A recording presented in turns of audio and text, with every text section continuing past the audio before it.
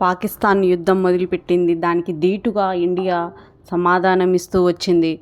Operation Sindhu తర్వాత మన భారత్ పైన జనాల పైన వీళ్ళు విరుచుకుపడుతూ విమానాలని పంపిస్తూ సిటీస్ పైన టార్గెట్ చేస్తూ మిసైల్స్ వదలడం కొనసాగించింది. కానీ ప్రతిదీ తిప్పికొట్టారు. అందులో మేజర్గా మీరు చూడొచ్చు, ఇక్కడ అవంతిపురంలో, శ్రీనగర్లో, జమ్మూలో, పట్కాలో, అమృత్సర్లో, జలంధర్లో, అమృత్సర్ ఇలా మన దేశంలో ఉన్న ఆర్మీ వ్యవస్థ ఉన్న శిబిరాల పైన, అలాగే కోట్లు ఏవైతే ఉంటాయో అమృత్సర్ లాంటి కోటల పైన వీళ్ళు ప్రతీకార చర్యలు, అలానే అమాయకమైన ప్రజలపైన వీళ్ళు చూపించడం అనేది వీళ్ళ బుద్ధి తక్కువ, వీరి చేతగానితనానికి నిదర్శనం. పాకిస్తాన్ ఇప్పటికైనా కూడా ఇటువంటి దుశ్చర్యలకు దిగకుండా ఉంటే కొన్ని రోజులు బ్రతికే ఛాన్సెస్ ఉంది. లేకపోతే మన ఇండియన్ ఆర్మీ ఏ ఒక్కరిని వదిలిపెట్టకుండా నీలమట్టం చేసి పారేస్తుంది. ఇటువంటి మిసైల్స్ యూజ్ చేసినా కూడా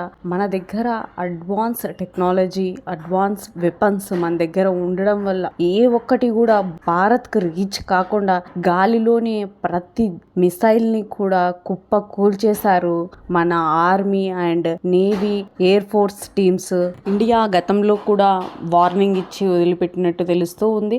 అందులో మెయిన్గా మీరు ఇటువంటి దుశ్చర్యలకు పాల్గొంటే ఈసారి ఉగ్ర స్థావరాలను కాదు, డైరెక్ట్ మిలిటరీని మట్టు పెట్టేస్తామన్న క్లారిటీ ఇచ్చేశారు. కానీ వీరు నిన్న రాత్రి ఏదైతే దుశ్చర్యలకు వీళ్ళు పాల్గొన్నారో ప్రతిదీ కూడా గాలిలోనే నేలమట్టం చేసేసారు. వాళ్ళ ఎంటైర్ మిసైల్స్ మొత్తాన్ని కూడా ఇండియా చెప్పినట్లే వాళ్ళ ఆర్మీ టీం ఏదైతే ఉందో, ఎయిర్ బేస్ టీం ఏదైతే ఉందో పాకిస్తాన్లో, లాహోర్లో, దాన్ని మొత్తం కొలాప్స్ చేసి పడేశారు. ఇకపైన వాళ్ళు ఎటువంటి మిసైల్స్ లాంచ్ చేయలేరు.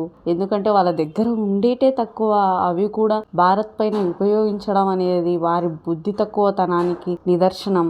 ఇండియాను టచ్ చేస్తే ఎలా ఉంటుందో సమాధానం ఇచ్చింది. కరాచీ, లాహోర్, రావల్పిండి లాంటి ఈ ఎయిర్ బేసెస్ ఎక్కడ ఉన్నాయో, ఎక్కడైతే ఆర్మీ బేసెస్ ఉన్నాయో ప్రతి ఒక్క చోట కూడా మన మిసైల్స్తో తుక్కు చేసేసింది. కరాచీ కోట ఏదైతే ఉందో దాన్ని ధ్వంసం చేసి పడేసింది. This is the power of Indian army and air force team అన్న ఒక గట్టి నినాదాన్ని వినిపించింది. ఇక్కడ ఇండియా ఎంత బ్రిలియంట్గా ప్లాన్ చేసిందంటే, ఆఫ్ఘనిస్తాన్లో ఎవరైతే ఉన్నారో వారి నుంచి కూడా ఇప్పుడు మనకు అండ వస్తూ ఉంది.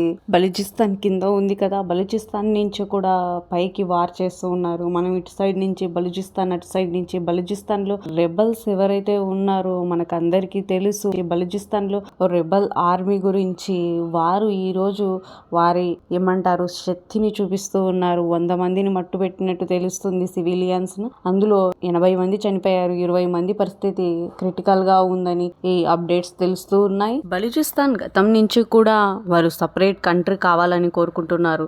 ఈ పాకిస్తాన్ వాళ్ళు ఏం చేస్తున్నారంటే వారి దగ్గర ఉన్న వనరులు ఏవైతే ఉన్నాయో అవన్నీ తీసుకొని డెవలప్మెంట్ అనేది ఏమీ చేయకుండా వీరిని నాశనం చేస్తూ వచ్చింది. అందుకనే ఈ రోజు వాళ్ళు కూడా రంగంలోకి దిగారు. పాకిస్తాన్ ఉంటుందో ఊడుతుందో చూడాల్సిందే. మరి బలూచిస్తాన్ చేసిన అటాక్ లో మెయిన్ గా 20 మంది దాకా ఆర్మీ వాళ్ళు చనిపోవడం జరిగిందంట. వీళ్ళు మెయిన్ గా ఎజెండా ఆర్మీ పైన పెట్టి ఫోకస్ పెట్టి ఎప్పుడు పడితే అప్పుడు పాకిస్తాన్ పైన బలూచిస్తాన్ యుద్ధానికి దిగుతున్నట్లు తెలుస్తూ ఉంది. ఏంటి పాకిస్తాన్ ఒక పరిస్థితి ఏంటి రేపు అనేది మాత్రం సస్పెన్స్ గా మారిపోయింది. ఎందుకంటే పాకిస్తాన్ ఒక దిక్కుమాలిన చర్య తీసుకోవడంతో పాటు పాకిస్తాన్ అన్ని దేశాలకు చాటి చెప్తుంది, ఉగ్రవాదాలని పెంచి పోషిస్తున్నాం, ఉగ్రవాదుల కోసం ఈ రోజు పాకిస్తాన్ యుద్ధానికి దిగిందన్న విషయాన్ని తెలుపుతున్నారు. పాకిస్తాన్ మీడియా కానివ్వచ్చు, పాకిస్తాన్ నాయకులు ఎవరైతే ఉన్నారో వాళ్ళు చాలా స్టూపిడిటీగా ప్రవర్తించడం వల్లే ఈరోజు పాకిస్తాన్లో యుద్ధం కొనసాగింది. మనం ఎందుకు వీళ్ళు ఇంత బాధపడుతున్నారంటే, పాకిస్తాన్ ఒక ఎయిర్ బేస్ చైనా నుంచి తెచ్చుకున్నారు. అది ఏది వర్క్ కాకపోవడంతో, ఏది ఫైండ్ అవుట్ చేయలేకపోవడంతో ప్రజలకు సమాధానం చెప్పుకోలేక ఈరోజు యుద్ధానికి దిగారు. కానీ వీళ్ళ తెలివి తక్కువతనం ఏదంటే వీళ్ళకున్న పవర్ ఎంత, వీళ్ళు ఎంతవరకు చేయగలుగుతారు అన్న విషయాన్ని వీళ్ళు మర్చిపోయినట్లున్నారు. చాలా ప్రెజర్లోకి వెళ్ళిపోయింది పాకిస్తాన్. ఎందుకు ఇలా అంటున్నారా, వాళ్ళు ఏదైతే ఎయిర్ బేస్ చైనా నుంచి తీసుకున్నారో అది వర్క్ కాకపోవడం, మన 24 మిజైల్స్ పోయి లోపలికి వెళ్ళి కొట్టేసి రావడం, వాళ్ళ టెర్రరిస్టులను, ఇవన్నీ కూడా పాకిస్తాన్ ప్రజలు చూస్తున్నారు. వాళ్ళు చేసే క్వశ్చన్స్ కు పాకిస్తాన్ గవర్నమెంట్ కానీ వాళ్ళ మిలిటరీ కానీ సమాధానం ఇచ్చే పొజిషన్ లో లేదు. వాళ్ళు చూపించుకోవాలి పాకిస్తాన్ ప్రజలకు, ఓహో మేము కూడా చేస్తున్నాం అది ఇది. కానీ ఏమవుతుందంటే end of the day Pakistan మాత్రం పిరికి పందల్లాగా జమ్మూ కాశ్మీర్ లో ఉన్న మనుషుల పైన, సిటిజన్స్ పైన వారి దుశ్చర్యలు చూపించడం అనేది వారి చేతగానితనానికి నిదర్శనం. ఎలాగో మనం రాత్రికి మన army team, air force team alert కావడంతో రాత్రికి ఏది కూడా భూమికి చేరకుండా గాలిలోని ప్రతి మిసైల్ను మట్టుబట్టడం జరిగింది. భారత్ మాతాకి జై. ఇటువంటి విజయాలను మన ఆర్మీ టీం మనకిచ్చింది. వాళ్ళు మన కాపలాగా మన దేశం కోసం పోరాడిన ప్రతి యోధునికి సెల్యూట్. మీరు నా ఛానల్ చూస్తున్నట్లయితే లైక్ చేయండి, షేర్ చేయండి, సబ్స్క్రైబ్ చేయండి. మోర్ ఇంట్రెస్టింగ్ వీడియోస్ కోసం నా ఛానల్ ఫాలో కండి. ధన్యవాదాలు.